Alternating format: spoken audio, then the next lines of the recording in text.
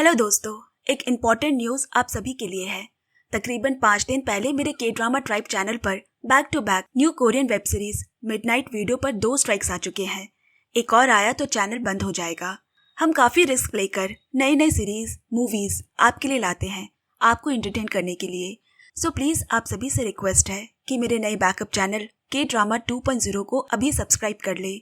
आपकी डिमांड पर midnight Korean web series हम जल्द ही नई बैकअप चैनल पर लाने वाले हैं, जिसकी लिंक नीचे डिस्क्रिप्शन बॉक्स पर है। So stay tuned and keep supporting friends. फरीदन की बग्गी सीधा आलमजेब को ताजदार की हवेली ले गई, मगर वहाँ उससे पता चला कि ताजदार ने तो ऐसी कोई खत नहीं लिखी है, और तवाइफों के खानदान से होने के बाद जिस खत में आलम ने लिखी थी वो खत फरीदन ने ताजदार तक पहुँचने ही नहीं दी। अब ताजदार एक तवाइफ होने का सच जानकर उसने आलमजेब के मुंह पर दरवाजा बंद कर दिया। मलिका को शिकस्त देने का जश्न फरीदन खूब धूमधाम से मना रही है, और वहीं दूसरी तरफ मलिका का कलेजा दर्द से फटा जा रहा है। उसने बिब्बू को जल्द से जल्द जुल्फिकार साहब को बुलाने के लिए कहा। अब आधी रात को आलमजेब को यूं बाहर बैठा देख वो उसे घर के अंदर ले आया और कहा, कल सुबह जहाँ जाना चाहती हो मैं तुम्हें वहाँ छोड़ दूंगा, मगर उससे पहले किसी ने पूछा तो कहिएगा कि तुम मेरी दोस्त सरफराज की बहन हो। मगर अगले दिन ताजदार की दादी से आलमजेब की मुलाकात हो गई, और दादी को आलम इतनी अच्छी लगी कि उन्होंने जिद करके आलम को अपने पास कुछ दिनों के लिए और रख लिया। वहाँ मलिका ने भी पूरा जोर लगाया है आलम को ढूंढने का। छोटा सा शहर है लाहौर, कहाँ जाएगी? बिब्बू को मालूम है कि वो कहाँ हो सकती है। उसने दरगाह जाने के बहाने किताब घर में ताजदार के दोस्त बलराज से पूछा तो तसल्ली हुई कि आलमजेब ताजदार के घर सही सलामत से है। उसी रात से साइमा का भी कुछ पता नहीं चल पा रहा, कहाँ गई किसी को कोई खबर नहीं। अब यहाँ ताजदार आलमजेब से कहता है, अब्बू बार बार पूछ रहे हैं कि सरफराज तुम्हें लेने कब आएंगे। इस बार तो टाल दिया, लेकिन बार बार नहीं टाल पाएंगे। मगर आलम की भी जिद है कि उसे कहीं भी भेज दे, मगर वो हीरा मंडी वापस नहीं जाएगी, उसे तवाइफ नहीं बनना। यहाँ बार बार मलिका आपा से जख्म खाकर वहीदा अपना बोरिया बिस्तर उठाकर फरीदन की हवेली चली गई। वो मलिका को बर्बाद और कार्टराइट को गवाही देने के लिए तैयार है। फरीदन बोली, लेकिन हमें सबूत भी चाहिए, और वो है वहीदा के पास, जिसे सब ढूंढ रहे हैं। यहाँ आलम के वहाँ रहते महीने भर से ऊपर हो चला है। ताजदार का गुस्सा भी शांत हो गया। धीरे धीरे वो आलम के हालातों को समझने भी लगा है कि वो जैसी है, जहाँ से है, उसमें उनकी कोई गलती नहीं। दादी को भी आलम बेहद पसंद है। बाप बेटे में अंग्रेज और आजादी पर लगातार होते विवादों को देखते हुए दादी कहती है, ताजदार को सरफराज से बात करके आलम से बांध दो, वो सुधर जाएगा। लेकिन ताजदार के पिता को उनके सरफराज की कहानी पर शक है, इसीलिए वो बार बार आलमजेब से उनके भाई के आने का जिक्र करते। इधर पूरे हीरा मंडी में चमक है, सिवाय शाही महल के, क्योंकि बिब्बो अब कोठा सजा नहीं सकती और आलमजेब लापता है। वहीदा बोली, क्यों न मेरी बेटी शमा को महफिल सजाने दिया जाए, नहीं तो ऐसे तो इस महल में ताले लग जाएंगे। मगर मलिका को आलमजेब का इंतजार है, उनके बिना यह महफिल नहीं सजेगी। तभी दलाल उस्ताद ने आकर उन्हें आलमजेब के बलौज हवेली में होने की खबर दी।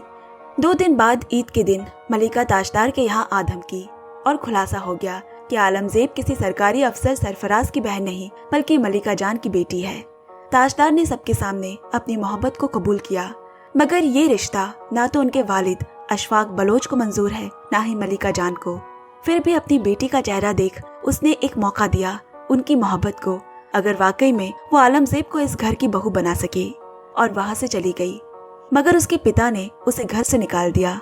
इसके बाद ताजदार आलमजेब को लेकर अपनी मरी माँ की बनाई अमरूद कोठी, जो अब उसके नाम है, वहाँ ले जाते हैं। इधर वहीदा उस सबूत यानी फाइल को आधी रात महल की बागीचे की जमीन से खोद कर निकालने में लगी है कि इतने में उसने देखा कि बिब्बो कुछ नकद और जेवर किसी बागी को दे रही है। अंदर आते वक्त वहीदा ने उसकी चोरी पकड़ ली, मगर इस शाही महल में सभी चोर है। उसके जाते ही वहीदा के हाथ में वही लाल फाइल है जिसमें मलिका जान का मुकद्दर लिखा है। अगले ही दिन वो फरीदन के पास फाइल लेकर पहुंच गई।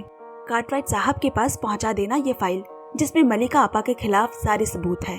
उन सारे झूठ, दगा, जिल्लत का हिसाब मुझे चाहिए। याद रखना, उन्हें सजा जरूर मिले। सबूत तो उन्हें मिल गए, मगर दलाल उस्ताद से पता चला कि कार्टराइट बाहर गए हुए हैं, 15 दिन बाद लौटेंगे। इंतजार करने के अलावा उनके पास कोई रास्ता नहीं। यहाँ अमरूद कोठी में 2 जवां दिल करीब आने लगे कि उनके बीच अब मैं और तुम का फासला ना रहा, और साथ ही ताजदार अमरूद कोठी के 4 दीवारी के बीच क्रांतिकारियों के लिए बम बना रहा है, क्योंकि किसी को भी बलोच खानदान पर शक नहीं होगा। यहाँ मलिका और जुल्फिकार साथ शिकार पर निकले हैं। जुल्फिकार ने इतने दिनों से खबरी लगवाकर फरीदन के अब तक की जिंदगी का सारा काला चिट्ठा ढूंढ निकाला है। 9 साल की उम्र में मलिका जान ने उसे सत्तन मियाँ को बेचा था, तो उसे रावलपिंडी के इफ्तिकार अहमदी को ब्याह दिया गया। इन बीच के सालों में उसने जहर देकर मारा, कोठे पर राज किया जहनारा नाम से, फिर नया शिकार पकड़कर दिल्ली जा पहुंची और आखिर में जब बनारस पहुंची तो चौधरी साहब की बावर्ची खाने से बिस्तर तक का सफर तय किया। फरीदन के हर शहर में पुलिस फाइलें खुली हुई है। दूध की धुली तो फरीदन भी नहीं है। अब आई फरीदन मलिका की पकड़ में। अब मलिका फरीदन से मिलने पहुंची तो मालूम चला कि वो लाल फाइल उसके पास है। मलिका को तनिक भी शक नहीं रहा कि ये काम वहीदा का ही है। उसे ही ये फाइल सौंपी गई थी, मगर इससे पहले कि ये फाइल कार्टराइट तक पहुंचे, हुकुम का इक्का मलिका जान के पास भी है। उसने फरीदन को धमकी दी कि अगर ये फाइल कार्टराइट तक पहुंची तो उसकी जिंदगी के सारे चिट्ठे वो सबके सामने खोलकर रख देगी। अब बात बराबर हो गई। एक बार फिर वहीदा के हिस्से में धोखा आया। फरीदन ने उस फाइल के असली सबूत ही जला दिए। कुछ दिन बाद वहीदा उसके साथ कार्टराइट से मिलने के लिए आई तो पता चला कि उस फाइल में कोई सबूत ही नहीं है, यानी मलिका को सजा इस बार भी नहीं होगी। वहीदा को बड़ा अफसोस हुआ कि काश उसने वो फाइल फरीदन को ना देकर सीधा कार्टराइट को दे दी होती। अब शाही महल में आलमजेब का इंतजार करते इतने दिन हो गए तो महल की रौनक वापस लाने के लिए मलिका ने वहीदा की बेटी शमा को महफिल सजाने का हुक्म दिया, जिसका पूरा खर्चा अब मलिका जान उठाएगी। ऐसे एक दिन इकबाल भी जेल से छूट गया। मलिका जान बोली, बड़ी मुश्किल से तुम्हें छुड़ाया है। जिस रात तुम गिरफ्तार हुए उसी रात साइमा भाग गई। उसने तुम्हारे प्यार को नहीं पहचाना, वरना लोग तो पूरी उम्र इंतजार करते हैं यार का। अब यहाँ इतने दिनों से हेंडरसन की बिछाए जाल में आखिरकार बिप्पू-जान के हाथ एक बड़ी खबर लगी। बंगाल के ईशापुर से सरकारी बंदूकें आज रात कड़ी निगरानी में लाहौर पहुंच रही है। ठीक 8:30 बजे पहरेदार बदले जाएंगे। इसी जानकारी का तो बिप्पू का इंतजार था। उसने अपने साथियों तक उन अंग्रेजों के पूरे प्लान को पहुंचाया। अब उन्हें ब्रिटिश छावनी के अंदर घुसकर वो हथियार चुराने होंगे। ताजदार भी उनके साथ है। सबके जाने के बाद बिप्पू ने ताजदार से आलम के बारे में पूछा, वो कैसी है? ताजदार ने कहा, अगले जुम्मे को हम दोनों निकाह करने वाले हैं। अब कुछ दिन बाद जिस रात उन्हें ब्रिटिश छावनी में छापा मारना है, उसी दिन ताजदार ने अपने अमरूद कोठी में एक जश्न रखवाया। बलराज बोला, तुम यहाँ अंग्रेजों को दावत देकर खतरा उठा रहे हो।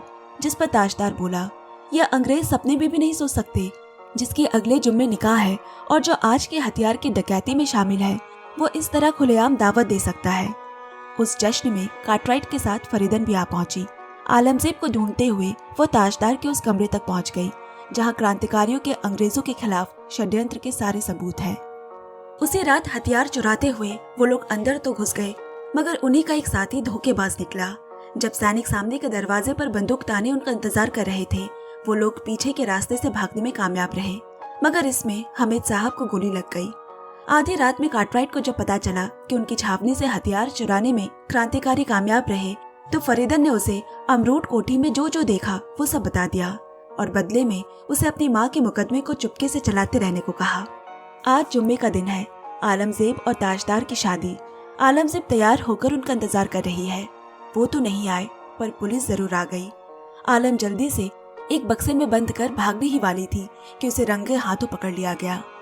यहाँ हमीद साहब और बाकी सब यही सोच रहे हैं कि आखिर उनके हथियार चुराने की बात अंग्रेजों तक किसने पहुंचाई होगी। तभी खबर आई कि कार्टराइट ने अमरूद कोठी पर छापा मारा है और आलम सबूतों के साथ भागते हुए पकड़ी गई है। ये सुनते ही ताजदार काबू से बाहर हो गया। उसका कहना है कि गलती हमारी है तो मेरे परिवार में किसी को भी हाथ लगाने का अधिकार किसी को नहीं। आज आलम को ले गए, कल बाबा और दादी को ले जा सकते हैं। हमीद साहब ने उसे शांत कर कहा, प्यार या देश, ये लड़ाई है आजादी की। यहाँ सिर्फ अपने ही नहीं, अपनों की भी कुर्बानी देनी पड़ती है। अब ताजदार और उसके पिता को पुलिस चौकी बुलाया गया, उनके घर से मिले सबूतों की पूछताछ करने। मजबूरन आलम के सामने ताजदार को ये कहना पड़ा कि वो अपने वालिद के बिजनेस के काम में मशरूफ रहते। उसे नहीं पता पीठ पीछे ये लड़की वहाँ क्या करती थी। फिर कार्टराइट ने पूछा, लेकिन तुम तो इससे शादी करने वाले थे। अब की बार ताजदार के जवाब ने आलमजेब के दिल के कई टुकड़े कर दिए। तवाइफों से निकाह नहीं किया करते। इधर मलिका जान को जब इसकी जानकारी मिली तो वो पुलिस चौकी पहुंची। उसे मालूम है कि सामना कार्टराइट से होने वाला है। काफी लंबा इंतजार कराने के बाद जब कार्टराइट चौकी पहुंचा तो उसने मलिका जान को बहुत जलील किया। उसे तो कब से इसी मौके की तलाश थी। उससे गवाया, उससे नचवाया और तो और वहाँ खड़े सब ने उसकी आबरू भी लूट ली।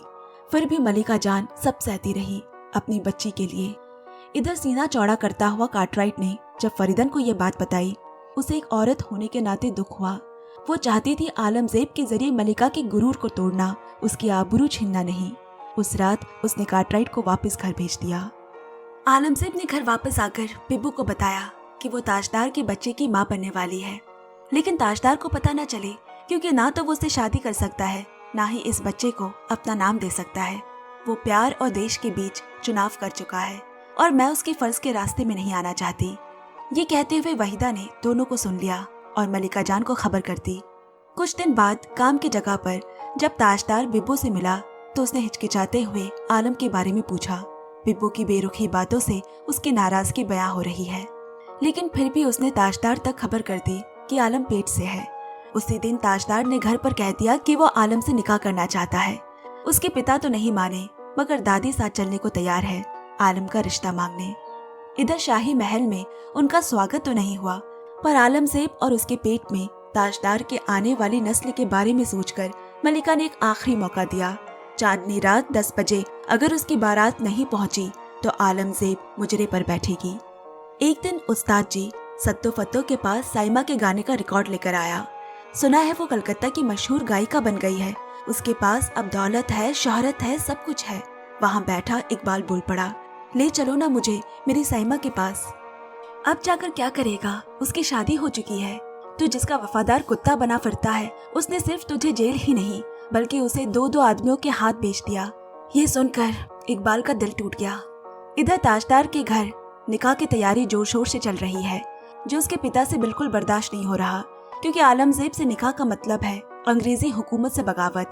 बारात घर से निकलने से पहले ही कार्टराइट ताजदार को गिरफ्तार करने आ पहुंचा, जिसे खुद उसके पिता ने ही बुलाया है। अब्बू से बस थोड़े समय की मोहलत भी ताजदार को भीख में ना मिली। कत्ल और बगावत के इल्जाम में ताजदार को गिरफ्तार कर लिया गया और यहाँ 10 बज गए, लेकिन बारात नहीं आई। मलिका ने आलमजेब से कहा, मौका दिया था हमने, हम भी चाहते थे आपका घर बसे, लेकिन तवायफ की किस्मत से आज तक कोई भाग नहीं पाया। इन बदनाम गलियों में किसी बारात का आना ख्वाब था और ख्वाब ही रह जाएगा। और मुजरे पर बैठने को कहकर चली गई। उस्ताद जी ने फौरन फरीदन को ताजदार के गिरफ्तार होने की बात बताई। वो सीधा थाने जा पहुंची। ताजदार से सच उगलवाने की कोशिश की जा रही है। उसे मार खाता देख फरीदन को उस पर तरस आ गया। उसने कार्टराइट को उसे एक मौका देने को कहा।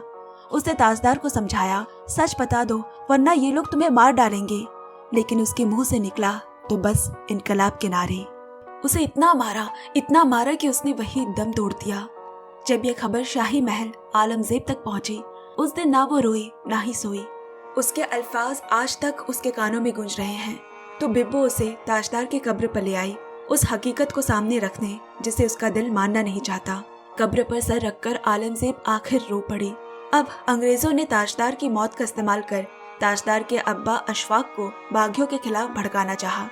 कहा, उसे हमें नहीं बागियों ने मारा है, क्योंकि वो नहीं चाहते कि ताजदार अपना मुंह खोले। खैर, अपने किए की गलती से बेटे को खोने का गम एक बूढ़े होते बाप के कंधे के लिए बहुत भारी होता है, जिसे उसे बाकी की जिंदगी उठानी है। अब फरीदन शाही महल आई। मलिका जान की लड़ाई उसके खिलाफ हीरा मंडी के सत्ते को लेकर थी, लेकिन जब उसे अपनी दोनों ही बेटियों में इस बाजार को संभालने का कोई हुनर नजर नहीं आया, तो वो फरीदन को इसे सौंपने को तैयार है। इस बदलते वक्त की हवा में क्या नवाब क्या अंग्रेज सब एक तरफ हो गए हैं। अगर अभी भी वो एक ना हुए तो हीरा मंडी का वजूद मिट जाएगा। अब मुद्दा ये नहीं कि कौन यहाँ राज करेगा, मुद्दा ये है कि राज रहना चाहिए। वहाँ किताब खाने में बिब्बो जान और बाकी सब छुपे बैठे हैं।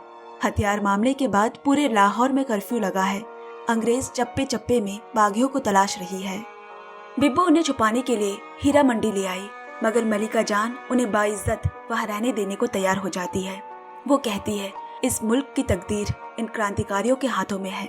वहाँ फरीदन भी अब अपने कोठे पे महल नहीं सजाएगी, क्योंकि वो ताजदार की मौत का जिम्मेदार खुद को मानती है। वो बाकी की जिंदगी देश के नाम कर देना चाहती है। यहाँ नवाबों की भी एक बैठक में सभी तय करते हैं कि उन्हें हीरा मंडी से ताल्लुक खत्म कर देना चाहिए, क्योंकि वो बागियों को पनाह दे रही है। हम भी वहाँ गए तो अंग्रेज हमें भी उनमें शामिल समझ लेंगे, जो कि नवाबों के लिए अच्छी बात नहीं। यहाँ हीरा मंडी में नवाबों के ना आने से बाजार ठंडा पड़ गया। ये मंडी नवाबों ने ही बसाई थी और उनके ना आने से वीरान पड़ी है। जब जुल्फिकार ने हाथ छुड़वा लिया तो मलिका जान ने एक बार उन्हें सामने से मदद की गुहार लगाने पहुंची। सामना उनकी बेगम से हुआ। बीवियों की गुनाहगार तवाइफ हमेशा से रही है। उन्होंने साफ मना करते हुए कहा, वो आपसे नहीं मिलना चाहते। जो इंसान अपनी बीवी का नहीं हुआ वो मुसीबत पड़ने पर एक तवाइफ का साथ क्या देगा। अब सारे हीरा मंडी औरतों की बैठक लगी है। इस मुश्किल से कैसे निकला जाए, इस पे चर्चा हो रही है, क्योंकि नवाबों ने तो हाथ छुड़वा लिया है। फरीदन बोली, मुल्क जल रहा है, हम सब यहाँ आंखें बंद किए नहीं बैठ सकते। पड़ोस में आग लगेगी तो घर हमारा भी महफूज नहीं रहेगा। कुछ औरतों ने उसका विरोध किया। अब तक चुप बैठी बिब्बो जान बोली, आजादी की कीमत हमसे ज्यादा कौन जानता है। अब सिर्फ बगावत ही हमारी जिंदगी को मायने दे सकती है। जब पूरा देश आजादी के नारे लगा रहा है और हम अब भी नवाबों की गुलामियों की बीड़ियां तोड़कर ना फेंके। सभी खामोश हो गए। अब वहाँ हीरा मंडी में छुपे क्रांतिकारी होने वाले अंग्रेजी जलसे में हेंडरसन को निशाना बनाने वाले हैं। यही सही मौका है उन्हें मारने का, मगर उन्हें बहुत संभल कर ये काम करना होगा। वो एक और साथी नहीं खोना चाहते। बिब्बो बोल उठी, मैं मारूंगी उसे गोली। और जलसे के दिन बिब्बो का निशाना सही लगा, लेकिन कीमत उन्हें भी चुकानी पड़ी। हामिद साहब को खोकर इस डगर पर जो घर से निकले हैं वो अपना अंजाम जानते हैं। बिब्बो को बहुत मारा गया, यंत्रणाएं दी गई, मगर उसने जुबान नहीं खोली और अगले दिन उसे फांसी की सजा सुना दी गई। जब यह खबर मलिका जान और बाकियों तक पहुंची, दुख के साथ साथ फक्र ने उनका सीना चौड़ा कर दिया। जो लड़की कभी ऊंची आवाज में बात नहीं करती थी, जो चींटी तक को ना मार सके, उसने हेंडरसन को मार डाला। अंग्रेजों ने नवाबों को चुप कराने के लिए ताजदार को मिसाल बनाया और हीरा मंडी को चुप कराने के लिए बिब्बो को। लेकिन बिब्बो मर नहीं रही, वो तो हीरा मंडी की पहली शहीद कहलाएगी। अब ये जंग शुरू हो चुकी है। आधी रात को उस्ताद आलमजेब के पास आए और बताया कि कार्टराइट उसे एक रात के लिए खरीदना चाहता है। यही मौका है अपनी माँ, अपनी बहन और ताजदार की मौत का बदला लेने का। कल तैयार रहना कहकर उसकी हथेली में वो एक बंदूक रख गया। आज बिब्बो की फांसी का दिन है। उसने अपनी आवाज में आजादी के लिए आखिरी गाना गाया। यहाँ हीरा मंडी की सभी औरतें मशाल लेकर सड़कों पर जा उतरी, बिब्बो को आखिरी सलाम देने, उसे बताने कि वो अकेली नहीं है। और इतने में यहाँ भीड़ का फायदा उठाकर आलमजेब भी चुपके से वहां से उस्ताद जी के साथ चल दी। बिब्बो के इनकलाब के नारे पे जिंदाबाद की दहाड़ यूं गूंजी कि अंग्रेजी हुकूमत थर्रा गई। वहां बिब्बो को गोली मारी गई और यहाँ आलमजेब ने कार्टराइट से इंतकाम लिया। मगर हीरा मंडी की औरतों की कुर्बानियां किसी किताब में दर्ज नहीं हुई। कोई नहीं जानता कि किस किस ने अपने खून से आज़ादी की प्यास बुझाई है। सलाम है उन सभी को जिन्होंने आज़ादी के इस फूल को खिलाया है। इसी के साथ हीरा मंडी की ये पूरी कहानी यही समाप्त हुई। मुझे भी इजाज़त दीजिए, फिर लौटेंगे। धन्यवाद।